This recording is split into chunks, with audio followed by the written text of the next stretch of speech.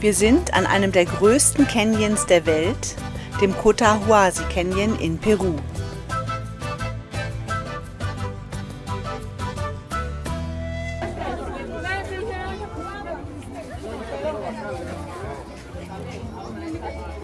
Okay. Ja, manchmal hat man schlechte Tage, so wie heute. Wir wollten oben aus den Bergen runterfahren, in den Canyon, sind da unten angekommen, alles gut. Und dann hat uns wieder zum zweiten Mal jetzt den Flansch von der Hinterachsaufnahme zum hinteren Differential abgerissen. Also wir haben jetzt ungefähr so viel Luft zwischen der Antriebswelle und dem Differential. Ich zeige euch das gleich mal. Ja, und jetzt haben wir hier Platz gefunden, wo wir denken, dass uns einer vielleicht mitnimmt. Weil hinter uns steht die Polizia, aber der hat nicht mal einen Abschlepphaken. Die Karre ist so runtergerockt. Weiß ich nicht, aber vielleicht haben die ja eine Idee. Wir warten jetzt auf jemanden, der hier hochfährt und das vielleicht auch einen Haken nimmt oder so. Ja, schlimmstenfalls kommen irgendwie in 2 Stunden die Staubteufel hier vorbei. Müssen die uns mitnehmen. Ja, okay. Schauen wir mal, wie wir nach oben kommen. Na, was los? Alles fällt auseinander, wie du gerade gesagt hast. Ja, das habe ich auf mein Handy bezogen, weil diese Schutzkappe immer abfällt. Ach so. Naja, ist zu warten angesagt. Tja, oh, gucken wir mal. Solange wie es nicht regnet, ist noch alles gut.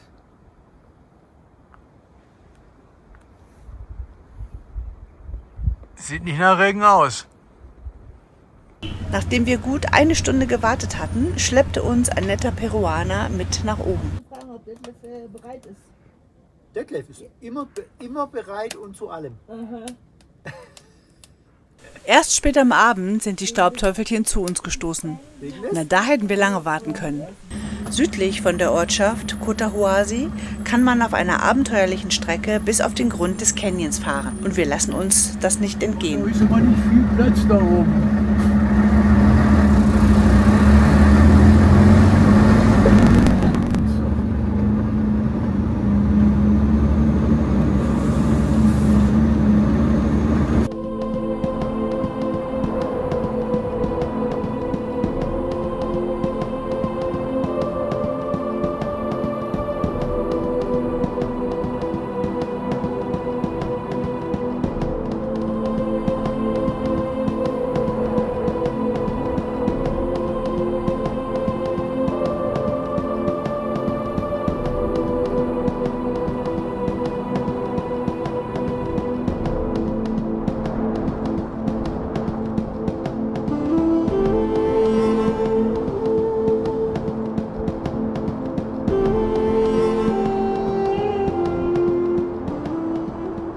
Am Ende der noch befahrbaren Piste gibt es ein wunderschönes Naturschauspiel, den gewaltigen Sipia-Wasserfall.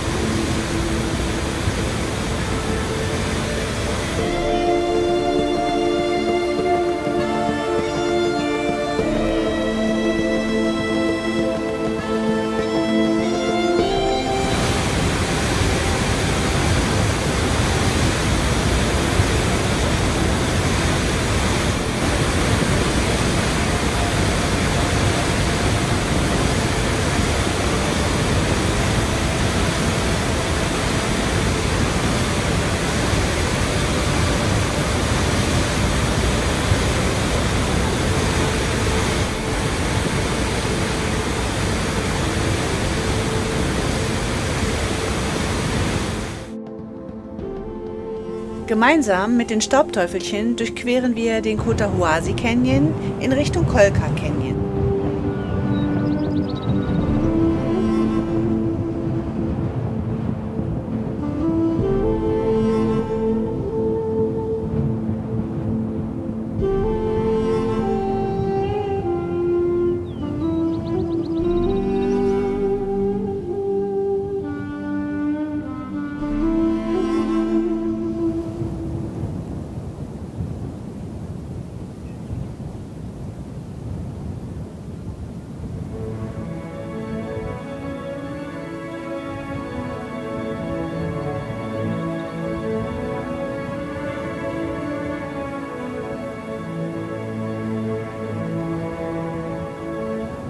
In Peru gab es Besiedlung schon weit vor den Inkas. Hier sehen wir eine Siedlungsanlage auf einem Berg, die von der Fläche her doppelt so groß ist wie Machu Picchu.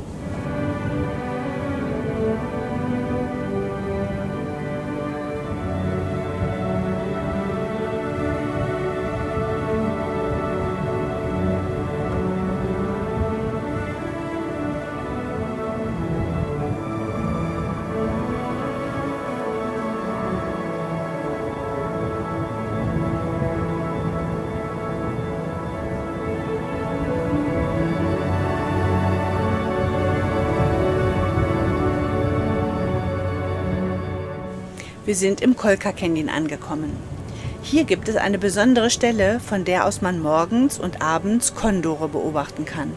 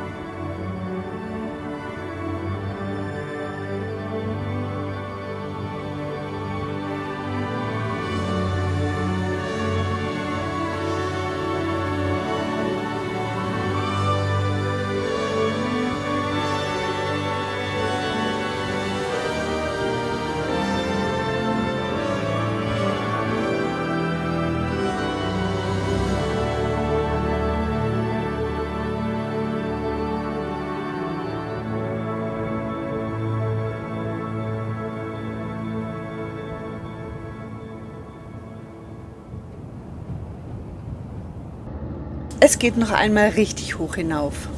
Wir überqueren einen Pass am höchsten Vulkan Perus, dem Coropuna, mit seinen 6.370 Metern. Hinter diesem Hochplateau befindet sich ein Tal mit einem einzigartigen Naturschauspiel. Ein riesiger Süßwasserquelltopf mitten in der Steinwüste des Hochlands von Peru.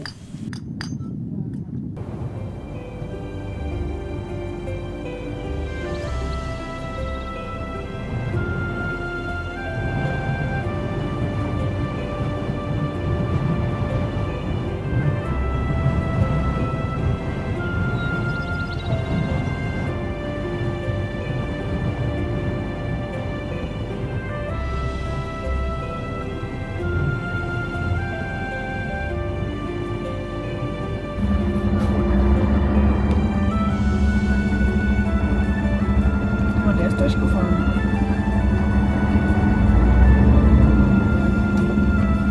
Nicht so tief.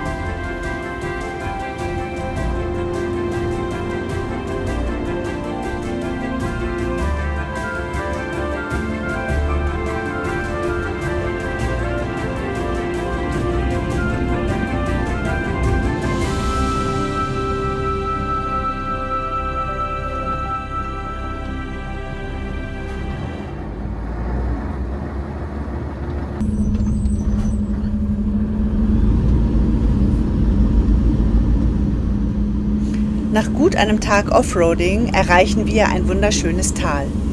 Hier kann man gut sehen, wie die Inkas riesige Berghänge mit ihren Stufenanlagen kultiviert haben, um dort Getreide und Gemüse anzubauen. Der Grund für die Stufenfelder ist, dass sich die Inkas den natürlichen Regenwasserabfluss von den Bergen zur Bewässerung zunutze gemacht haben.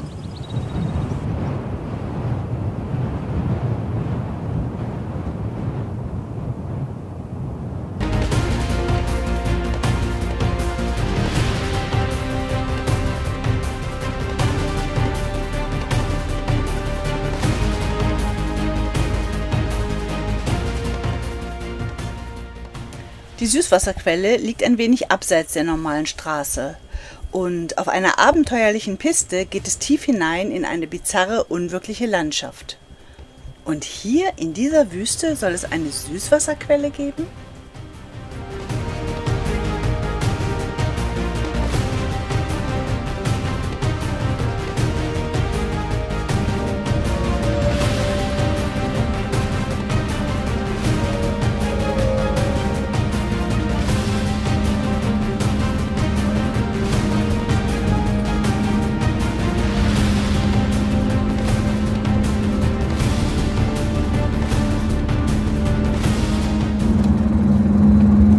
Aus dem Kopf.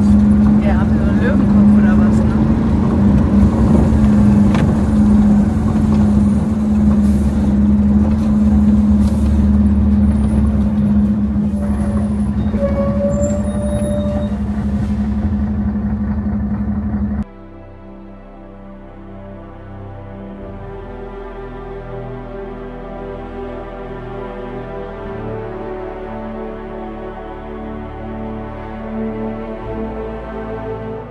Wow, was für ein Platz. Sowas von unwirklich, dass mir im Augenblick wieder nur einfällt, wir sind nicht mehr auf diesem Planeten. Aus diesem Quelltopf sprudeln täglich 10 Millionen Liter Süßwasser.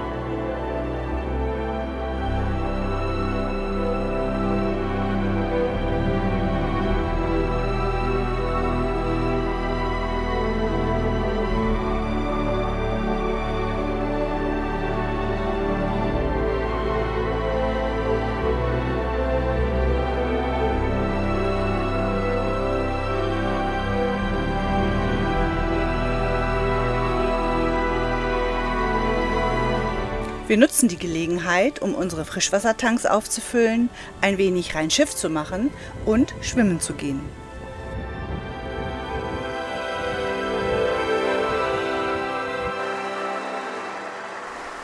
Nach 2 Tagen an diesem einmaligen Ort müssen wir wieder raus aus dem Tal. An den Bildern könnt ihr sehen, was es für eine unwegsame Strecke ist. In Teilen sind die Steigungen so massiv, dass wir Untersetzung und Sperren einlegen müssen, um auf dem losen Untergrund nach oben zu kommen. Das Problem sind nicht die Steigungen und der Schotter, sondern die rasierklingenscharfen Lavasteine.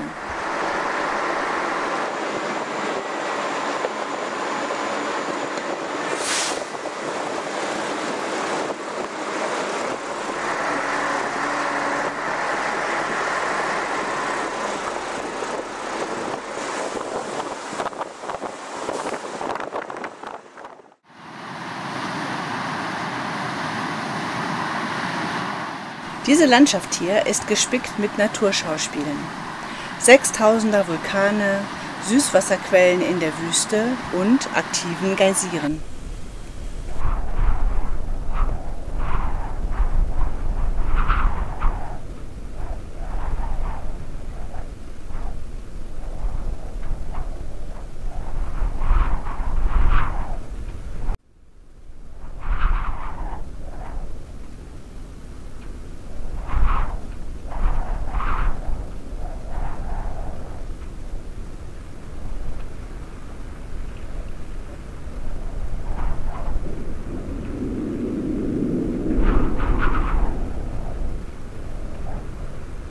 Dies ist unser letzter gemeinsamer Hotspot, denn hier trennen sich unsere Wege erneut. Haben wir gedacht. Bei uns tropft Diesel aus der Dieselvorwärmung und die Staubteufel erwischen uns beim Reparieren im nächsten Ort. Auf der Straße war das nicht wirklich toll und wir suchen uns einen Parkplatz, um dem Problem auf den Grund zu gehen. Denn dazu kommt noch ein zweites. Unsere Servopumpe macht beim Lenken massive Geräusche.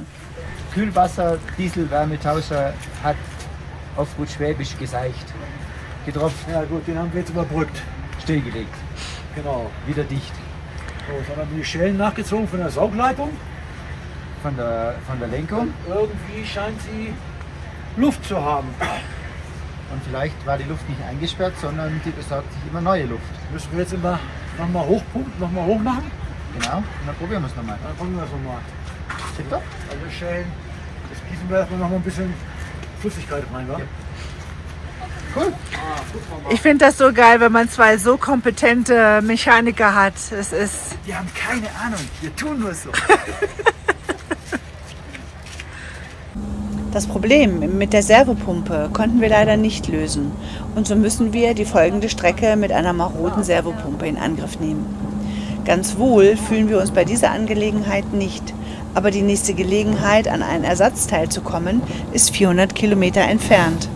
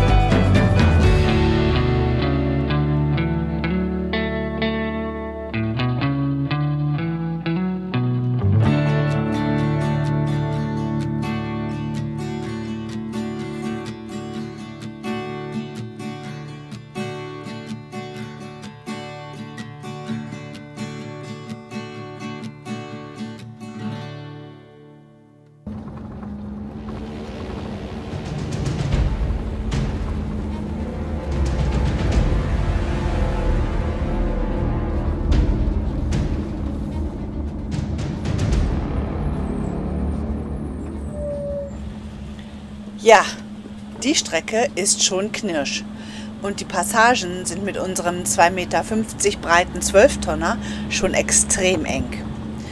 Aber das ist momentan nicht unser Problem.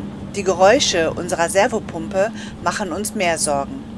Wenn die jetzt ausfällt, haben wir keine Servounterstützung mehr für die Lenkung. Und das ist das Letzte, was wir auf dieser Strecke jetzt gebrauchen können. Denn wir wissen ja nicht, was uns noch auf dieser Strecke erwartet. Aber was sage ich immer? Umkehren ist keine Option. Wohin auch?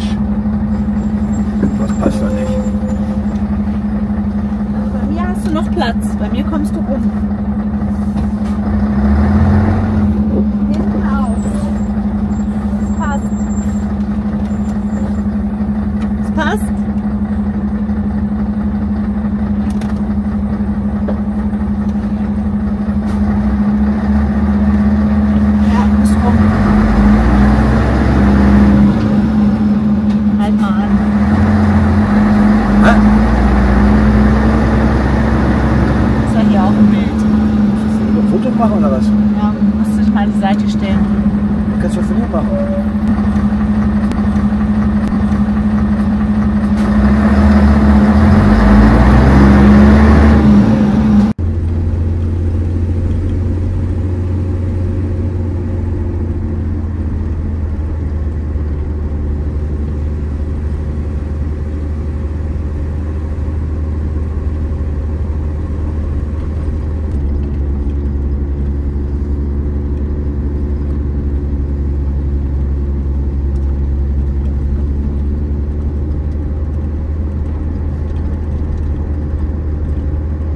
In diesem Ort gibt es kein Ersatzteil.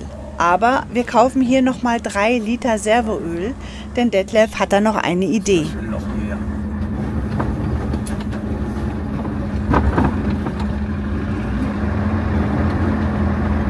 Boah, leck mich am Arsch, ey. Das ist ja so ein halb-Meter Loch.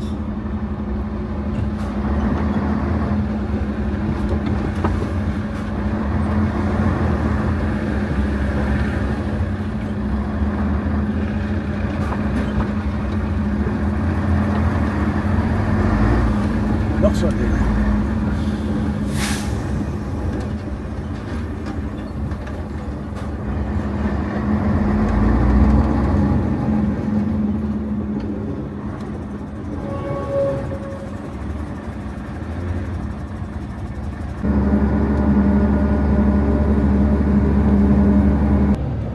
Ja, was haben wir? 308 Kilometer. Sind noch 30 bis Puno am Titicacasee. Ja, haben wir gut hingekriegt. Mit einer kaputten Servopumpe. Die knarrt in den Kurven, aber ja, die Dicke hat uns versprochen, sie bringt uns hier runter, hat sie auch gemacht. Alles super. Ja, schon mal gucken. Kurz hinter Puno, Richtung Norden, Richtung Cusco, ist dann eine Mercedes-Werkstatt. Wir morgen erstmal eine WhatsApp hinschreiben für Ersatzteile. Wir brauchen ja mal noch einen Luftfilter. Jetzt brauchen wir noch eine Servopumpe. Aber es hat gut geklappt hier. Ja, war heute Morgen nicht so ganz toll mit einer kaputten Servopumpe über die Serpentin. 4100 Meter Pass und dann wieder runter zum Titicacasee. Ja, aber alles gut. Ne, Baby, hast du gut gemacht. Und nochmal schönen Dank an Tommy für seine Hilfe. Ja. Und an Franzi für ihre Fürsorge. Genau. Tommy hat noch heftig mit angefasst und Wissen eingebracht. Habe ich wieder was gelernt. Was Servotechnik im Auto und ja, aber über diesen komischen Wärmetauscher, der auch noch kaputt ist, den wir jetzt überbrückt haben, waren wir uns beide nicht einig, für was dieses Ding eigentlich gut ist. Aber das kriegen wir noch raus. Ja. Ja, so, jetzt haben wir noch 30 Kilometer. 30 Kilometer bis zum Titicacasee. Das werden wir wohl noch schaffen. Dann hoffen wir, Da dass schaffen wir wir das. alle Ersatzteile noch bekommen. Die Dicke hat es mir versprochen. Du sollst nicht immer Dicke sagen. Also Madame hat es mir versprochen. Ne, Baby? Alles gut.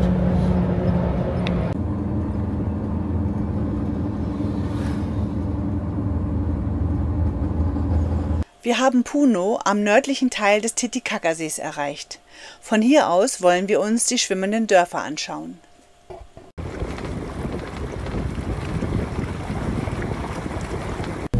Am nächsten Morgen chartern wir ein Boot von 3 amüsanten Peruanerinnen. Sie bringen uns zu den schwimmenden Dörfern.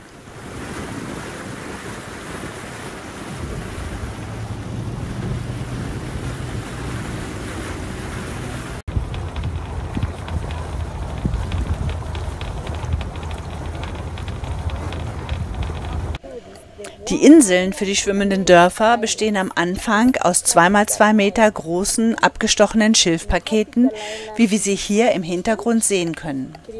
Diese werden zusammengebunden und wachsen im Laufe eines Jahres zu einer schwimmenden Insel zusammen.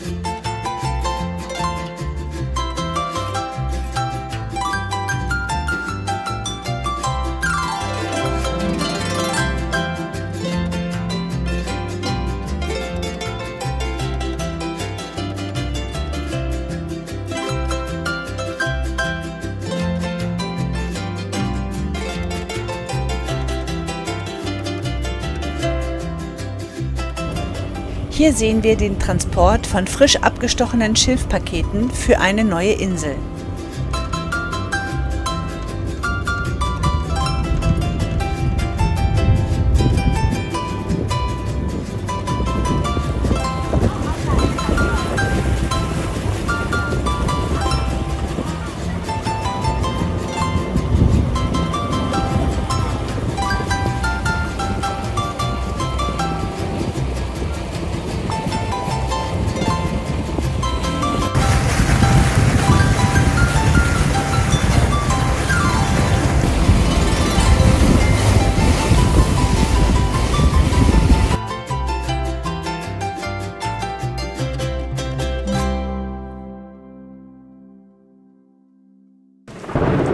In der Nacht konnten wir noch ein spektakuläres Gewitter über dem Titicacasee erleben.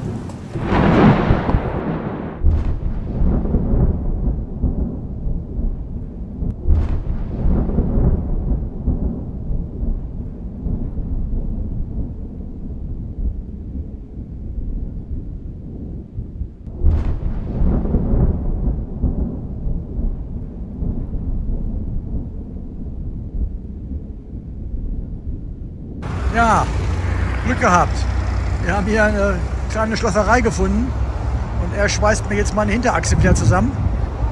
Ja, das Zentralrohr abgerissen vom Quad und die Achse auch eingerissen. So, wollen wir mal gucken, ob wir das wieder zusammengeschweißt kriegen. So, jetzt haben wir erstmal den Flansch wieder angeschweißt.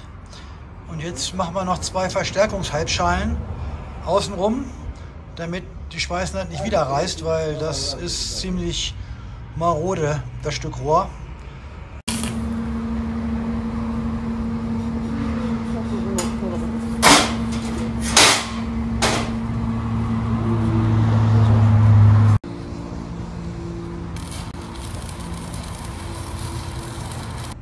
Tja, das ist besser als neu. Hier haben wir noch ein Verstärkungsblech drauf geschweißt, weil da war auch ein Riss drin. Oh. Salud. Muchas gracias.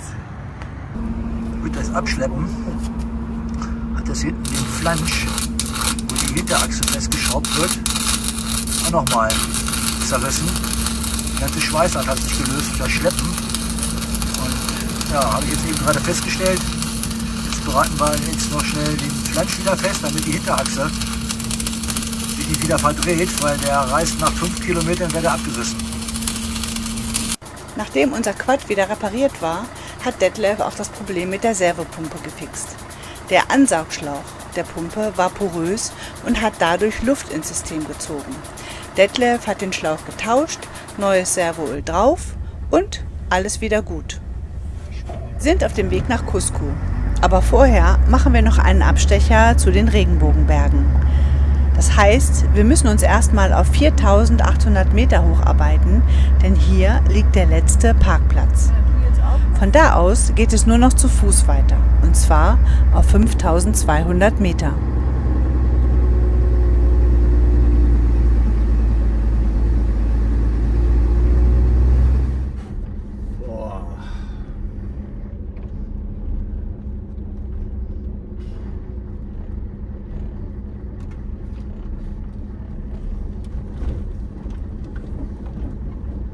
Wir haben keinen Platz. No. Disculpe, solo por 2 personas. Disculpe.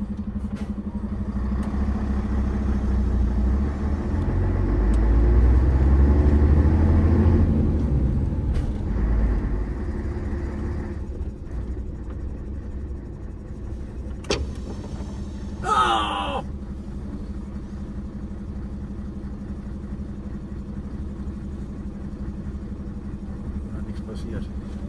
Ja, ist da ins Loch gefallen.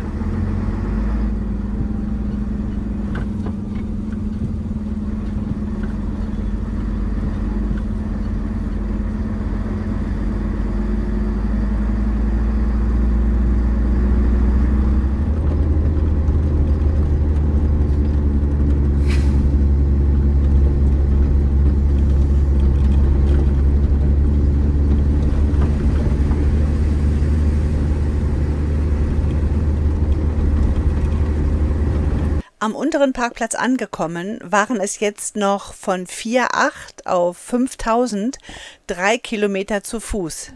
Der Anstieg über die 3 Kilometer war uns dann doch zu heftig. Ich glaube auch nicht, dass wir das geschafft hätten. Der Muli Trail endet 200 Meter vor dem Gipfel und die sind nur zu Fuß zu bewältigen.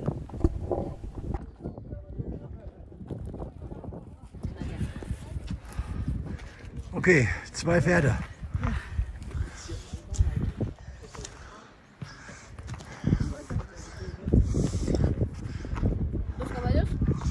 Yes.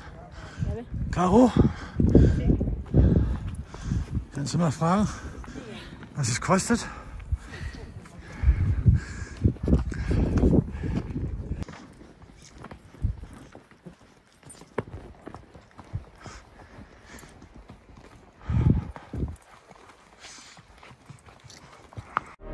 Wow, wir haben es tatsächlich geschafft. Wir sind auf 5.200 Meter. Und die letzten Meter hatten es wirklich in sich. Zumindest für uns. Wie so oft hat sich die Anstrengung mal wieder gelohnt. Die Farben dieser Berge sind so surreal, dass man es kaum glauben kann.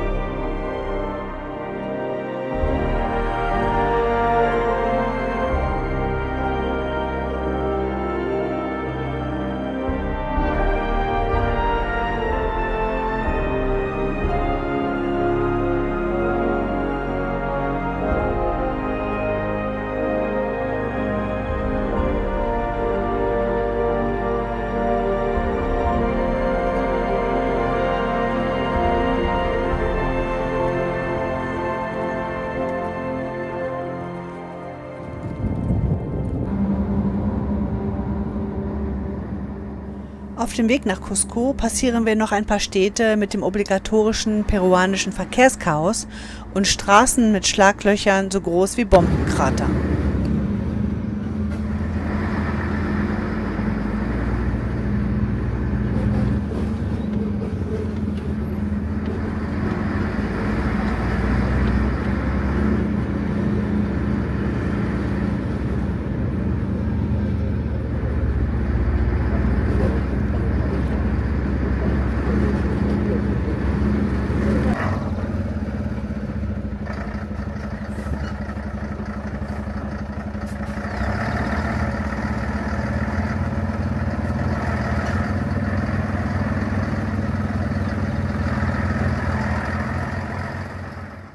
Wir haben Cusco erreicht und für die nächste Woche stehen wir auf einem kleinen Campingplatz oberhalb der Stadt. Ganz in der Nähe befindet sich eine der größten Tempelanlagen von Peru.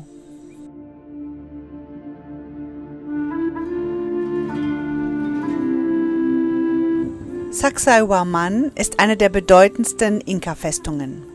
Die Anlage sollte als Repräsentationsort dienen und als militärische Befestigung für den am meisten gefährdeten Zugang der Stadt.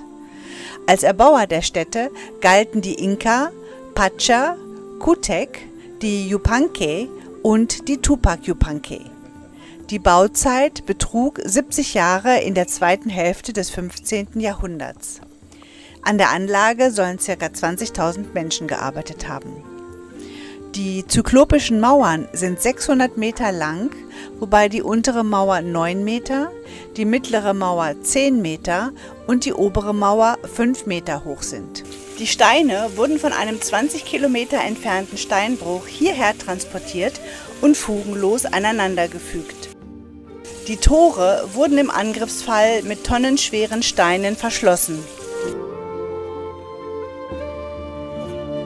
Der größte Stein in dieser Mauer ist 9 Meter hoch, 5 Meter breit, 4 Meter dick und wiegt über 200 Tonnen. Auf dem gegenüberliegenden Hügel waren Aussichtsplattformen errichtet worden, von denen die Inkas den Baufortschritt beobachten konnten. Hier sehen wir noch die Grundmauern der oberen Wehranlage und den Sockel von einem der beiden großen runden Wachtürme.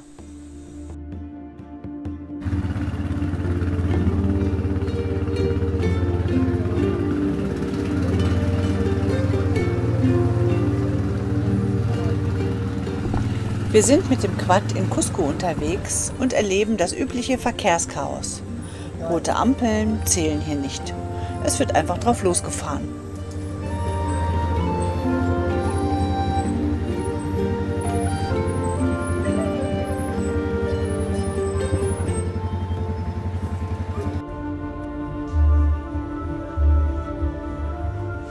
In der Altstadt von Cusco befinden sich ebenfalls noch Mauerrelikte, auf denen später Gebäude errichtet wurden. Hier findet man unter anderem auch den Stein mit den 12 Ecken.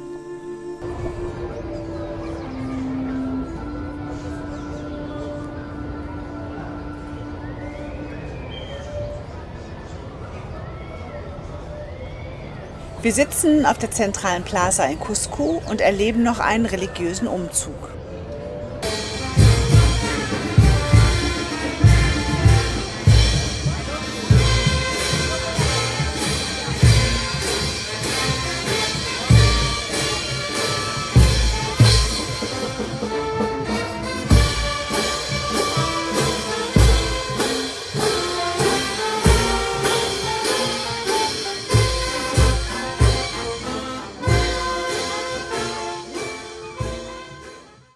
Am Nachmittag schauen wir noch kurz bei Victor in seiner Werkstatt vorbei. Ihn hatten wir tags zuvor in einer Bar kennengelernt. Er kümmerte sich gleich um unseren verdreckten Vergaser von unserem Quad. Tja, irgendwie hat Dreck in den Vergaser gezogen und die Düsen sind dicht. Aber Victor kennt sich aus, hat bei Yamaha gelernt und gearbeitet. Und überholt jetzt den Vergaser, alles sauber gemacht. Ja, perfekt. Cusco ist unser Ausgangspunkt für die Besichtigung einiger historischer Stätten, unter anderem Machu Picchu. Hier sind wir im heiligen Tal von Urubamba in der Terrassenanlage von Qualacasa.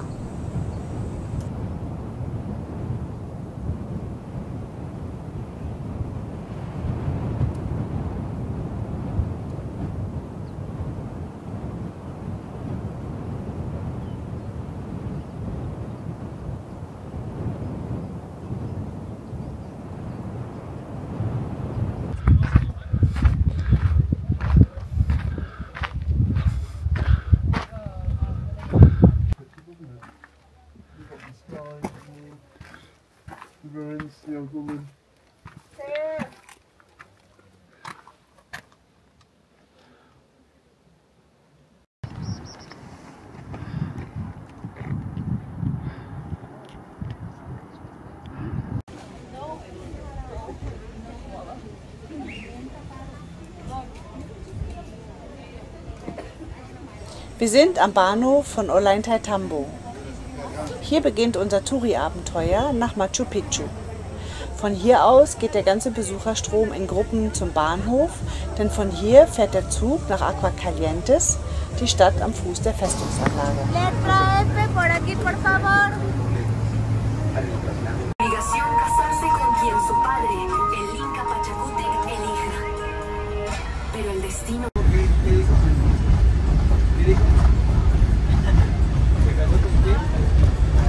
Am späten Nachmittag erreichen wir Aguascalientes.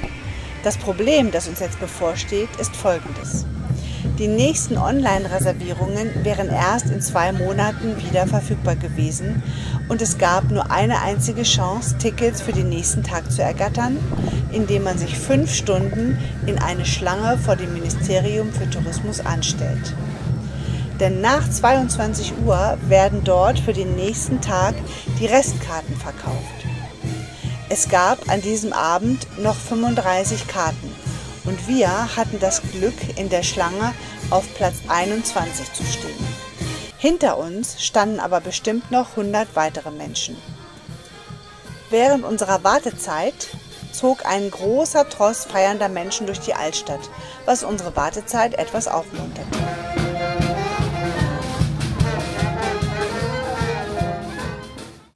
Am nächsten Morgen wurden wir alle in Busse verfrachtet, um uns zur Eingangsplattform von Machu Picchu zu bringen.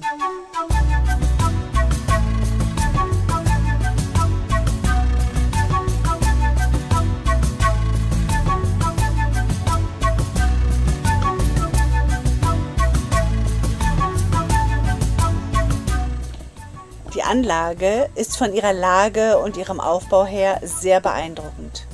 Die historischen Hintergrundinformationen spare ich mir an dieser Stelle. Über diese Anlage gibt es so viel Information, dass es einfacher ist, diese im Netz nachzulesen.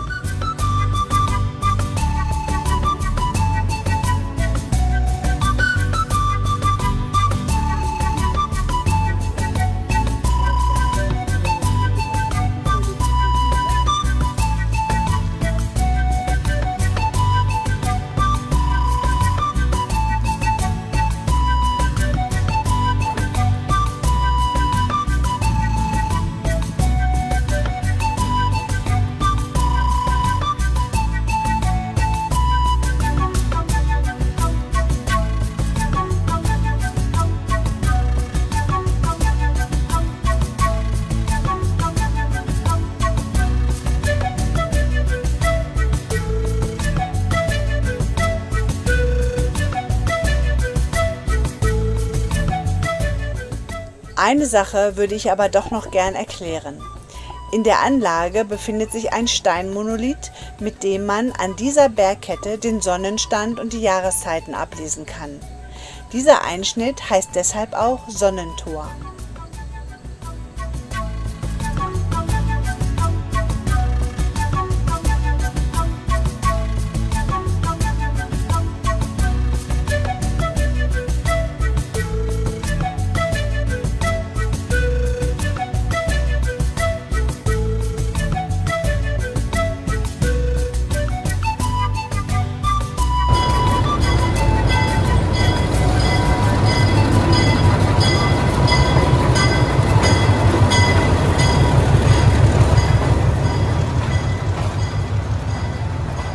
Nach 3 Tagen geht es dann mit der Eisenbahn wieder zurück nach Cusco.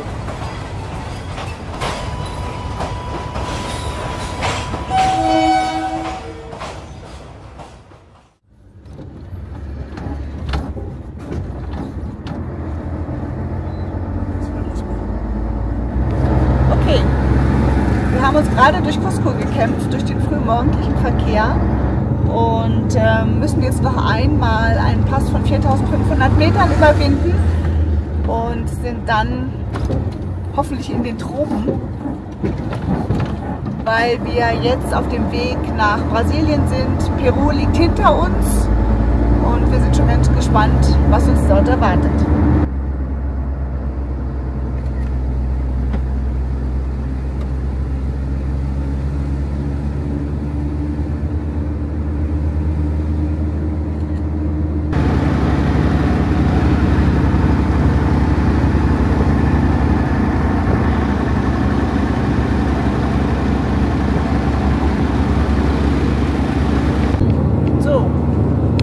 Unseren letzten Pass in Peru von 4827 Höhenmetern überwunden und von jetzt ab geht es eigentlich nur noch bergab in Richtung Brasilien.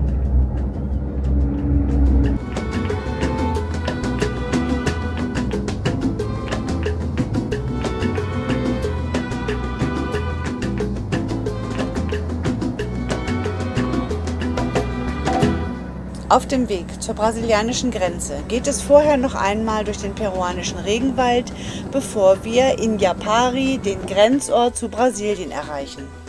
Morgen starten wir von hier aus unseren Transamazonica-Trip.